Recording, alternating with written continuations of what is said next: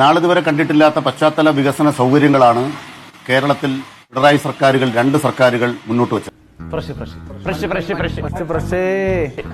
2015 അദാനിയെ ബഹുമാനപ്പെട്ട ഉമ്മൻചാണ്ടി കരാറിലൂടെ കേരളത്തിൽ എത്തിച്ചു എന്നുള്ളതല്ലാതെ അതിനുശേഷം കോർപ്പറേറ്റുകൾക്കെതിരായ കർശനമായ പ്രതിരോധം കേരളം ഉയർത്തിയിട്ടുണ്ട്.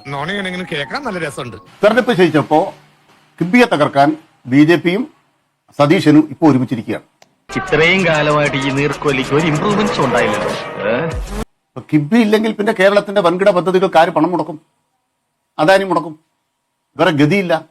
വികസനം വേണോ, അദാനി വേണം. ഈ അറിവ് എവിടെ നിന്ന് കിട്ടി? പത്രത്തിൽ നിന്ന് അടിച്ചു മാറ്റിയതാ. ഈ തുറമുഖത്തെ ഈ നിലവാരത്തിലേക്ക് ഉയർത്തിയതിൽ UDFന് ഒരു പങ്കുമില്ല. കാരണം 2015 ഉമ്മൻചാണ്ടി കല്ലിട്ടെടുത്ത് ഒരു പുല്ല് മുളച്ചിട്ടല്ല അവർ അധികാരം ഒഴിഞ്ഞത്. ഒരു വെള്ളി രൂപ ഉമ്മൻചാണ്ടി സർക്കാരിന്റെ കാലത്ത് അതിന് മുടക്കിയില്ല. ഞങ്ങൾക്ക് അത്ര വിശ്വാസം പോരാ. വേണ്ട, നീ വിശ്വസിക്കണ്ട. നീ രാത്രി ഡോറും തുറന്നിട്ട് വായും പൊളിച്ചിരുന്നോ? മുടക്കിയത് 2500 കോടിയേ ഉള്ളൂ. 10 കൊല്ലം സതീശന്റെ വിമോചന സമരത്തെ മറികടന്ന്, സുധാകരന്റെ വിമോചന സമരത്തെ മറികടന്ന്, പച്ചയ്ക്ക് കത്തിക്കാൻ വേണ്ടി പിണറായി വിജയനെതിരായി കൊലവിളി നടത്തിയവരെ മറികടന്ന്, പോലീസ് സ്റ്റേഷൻ ആക്രമിച്ചവരെ മറികടന്ന് അത് സാധ്യമാക്കി പിണറായി. എന്നാ പിന്നെ പേടിക്കണ്ട. ഈ MSCയുമായിട്ടുള്ള കരാറുമായി ബന്ധപ്പെട്ട് അദാനി നടത്തിയ നീക്കം കേരളത്തെ വിൽപ്പനയ്ക്ക് സർക്കാർ വെച്ചതുകൊണ്ടാണ് എന്നത് പറയാൻ വളരെ ഡയറക്റ്റായി എന്താണ് പ്രതിപക്ഷത്തിന്റെ കയ്യിലുള്ളത് എന്നുള്ളതാണ്.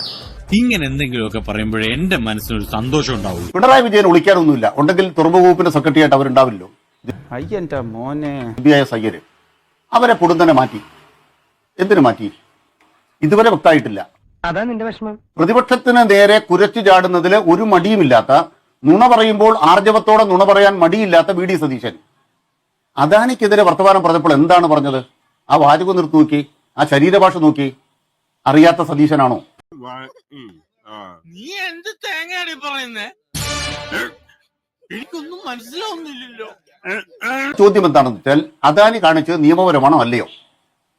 നിയമവിരുദ്ധമാണ്. അപ്പൊ കേരള സർക്കാർ എന്ത് ചെയ്യണം? നിയമസഭാ സമ്മേളനത്തിലാണ് പ്രതിപക്ഷ നേതാവ് വിഷയം ഉന്നയിക്കുന്നത്.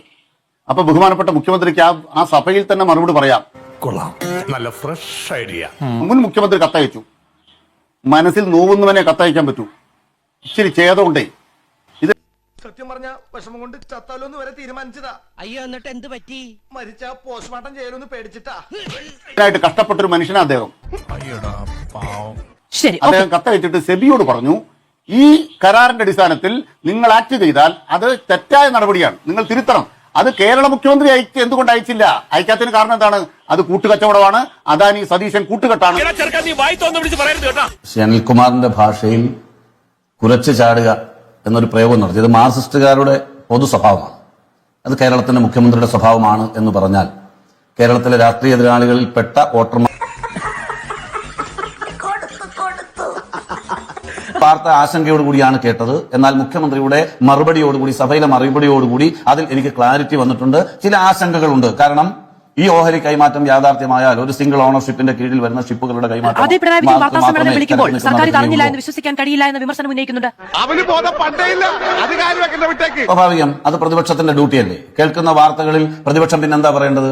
കേരളത്തിന്റെ മുഖ്യമന്ത്രിക്ക് വേണ്ടി സംസാരിക്കേണ്ട ആളല്ലല്ലോ കേരളത്തിന്റെ പ്രതിപക്ഷ നേതാവാണോ? നിങ്ങൾ പറഞ്ഞത് ശരിയാണ്.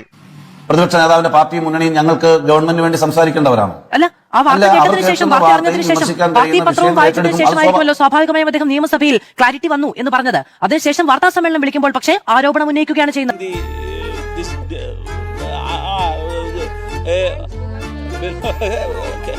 ഒരു വിഷയത്തെ സംബന്ധിച്ചാണ് നമ്മുടെ ചർച്ച. നിലവിൽ അങ്ങനെ ഒരു അനുമതി കേരള സർക്കാർ നൽകിയിട്ടില്ല. പിന്നെ അദാനി അവരുടെ ഷെയർ കൈമാറുന്നതുമായി ബന്ധപ്പെട്ട് മൂവ് ചെയ്തിട്ടുണ്ട്. അല്ലെങ്കിൽ ചുമ്മാ നമ്മൾ തമാശ കളിക്കേണ്ട സ്ഥലമല്ലല്ലോ അനിലേ. നമ്മളൊക്കെ എത്രയോ കാലമായി ഡിബേറ്റിൽ ഇരിക്കുന്നു. ഞാൻ പറയുന്നത്, നിലവിൽ ഓഹരി കൈമാറ്റവുമായി ബന്ധപ്പെട്ട വാർത്ത വന്നു. അതിന് സർക്കാർ അനുമതി വേണമെന്നിരിക്കെ നമ്മുടെ സർക്കാർ അനുമതി കൊടുത്തിട്ടില്ല. അതുമായി ബന്ധപ്പെട്ട പഠനം നടക്കണം. അത്തരം കാര്യങ്ങളുണ്ടോ? അദാനി കമ്പനി അത് ചെയ്തിട്ടുണ്ടോ? അത് ഗവൺമെന്റ് അനുമതി വാങ്ങണ്ടേ? ആ ഗവൺമെന്റ് അനുമതി വാങ്ങണമെങ്കിൽ ആ പ്രോസസ് നടക്കണ്ടേ? അതിൽ ഞങ്ങളുടെ ഗവൺമെന്റ് ഏതെങ്കിലും ഒരു നിലപാടെടുക്കണ്ടേ? നിയമസഭയേക്കാൾ വലുതാണോ നമ്മുടെ ഈ ഡിബേറ്റ് ചെയ്യുന്ന ഈ വേദി? നിയമസഭയിൽ പരസ്പരം രേഖാമൂലം നിയമസഭാ രേഖകളിൽ പെടുന്ന ചോദ്യങ്ങളും ഉത്തരങ്ങളും നടന്നു കഴിഞ്ഞു. കഴിഞ്ഞ 10 വർഷക്കാലം നിങ്ങളുടെ മുന്നിൽ ഇരിക്കാൻ ഒരു മുഖ്യമന്ത്രിയെയും കിട്ടിയില്ലല്ലോ. കിട്ടിയോ? കഴിഞ്ഞ 10 വർഷക്കാലം പിണറായി വിജയൻ വാർത്താ സമ്മേളനം നടത്താതിരുന്നിട്ടില്ല. ചില കാര്യങ്ങളിൽ കാലതാമസം ഉണ്ടായിട്ടുണ്ട്. ആ കാര്യങ്ങളൊക്കെ ശരിയാണ്. നിങ്ങളതൊക്കെ മാറ്റാൻ വന്നവരല്ലേ? വേണ്ടട്ടോ, നീ ചായ അടിച്ചാ മതി. നീ എന്നെ അടിക്കാൻ നിൽക്കണ്ട. ഓക്കെ. ജനങ്ങളെ മുഴുവൻ പൊട്ടനാക്കുന്ന രീതി മാധ്യമ പ്രവർത്തകർ പെരുമാറല്ലേ? ചോദ്യങ്ങൾ എങ്ങനെയായിരുന്നു? എങ്ങനെയായിരുന്നു പത്രക്കാരോടുള്ള അദ്ദേഹത്തിന്റെ സമീപനം? എപ്പോൾ കണ്ടു, എങ്ങനെ കണ്ടു, ഏതൊക്കെ ചോദ്യങ്ങളെ അഭിമുഖീകരിച്ചു? ഇതൊക്കെ കേരളത്തിലെ ജനങ്ങളെല്ലാവരും അവർക്കെല്ലാം മറവി രോഗമുള്ളവരാണ്. അല്ല, മറവി രോഗമുള്ളവരല്ല, ഇപ്പോൾ കാണുന്നത് തിരിച്ചറിയാൻ കഴിയാത്ത ആളുകളുമല്ല. അല്ല, മുൻ മുഖ്യമന്ത്രിയുടെയും ഇപ്പോഴത്തെ മുഖ്യമന്ത്രിയുടെയും മാധ്യമ സമീപനമൊക്കെ നമ്മൾ ചർച്ച ചെയ്തിട്ടുണ്ട്. അതവിടെ നിൽക്കട്ടെ. അതിൽ ആരാണ് ഭേദമെന്ന തർക്കമല്ലല്ലോ ഇപ്പോൾ ഇവിടെ നടക്കുന്നത്. അദ്ദേഹം ഇതുവരെയും പ്രതികരിച്ചിട്ടില്ല. ശരി, പിണറായി വിജയൻ വാർത്താ മാധ്യമങ്ങളെ കൈകാര്യം ചെയ്ത രീതി മോശമായിരുന്നു.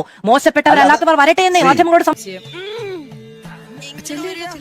തന്റെ കുടുംബത്തിലെ പ്രശ്നങ്ങൾ തീർക്കാൻ ഒരു ഒറ്റമൂല് പറഞ്ഞു തരട്ടെ. എലിവിഷം വേണ്ട, ഏൽക്കില്ല. നല്ല പന്നിപ്പടക്കം വാങ്ങിക്കുക, ഈ സാധനത്തിന്റെ വായിലിട്ട് പൊട്ടിക്കുക, കൊല്ലുക. മാധ്യമങ്ങളോട് സംസാരിച്ചിട്ടുണ്ടല്ലോ. അദ്ദേഹം ഇതിനു മുമ്പ് വേറൊരു വിഷയവുമായി ബന്ധപ്പെട്ട് പത്രക്കാരെ കാണുന്നില്ല എന്ന് പറഞ്ഞു വലിയ ബഹളങ്ങളായിരുന്നല്ലോ. അദ്ദേഹം പത്രക്കാരെ കണ്ടില്ലേ? അറിഞ്ഞില്ല, ഞാൻ പോട്ടാ. ഞാനും വരുന്നു. ഹലോ സാറന്മാരെ, നമസ്കാരം. ഒന്ന് പോടാ. ധൈര്യം ഉണ്ടെങ്കിൽ അടിച്ചിട്ട് പോടാ പട്ടികളെ.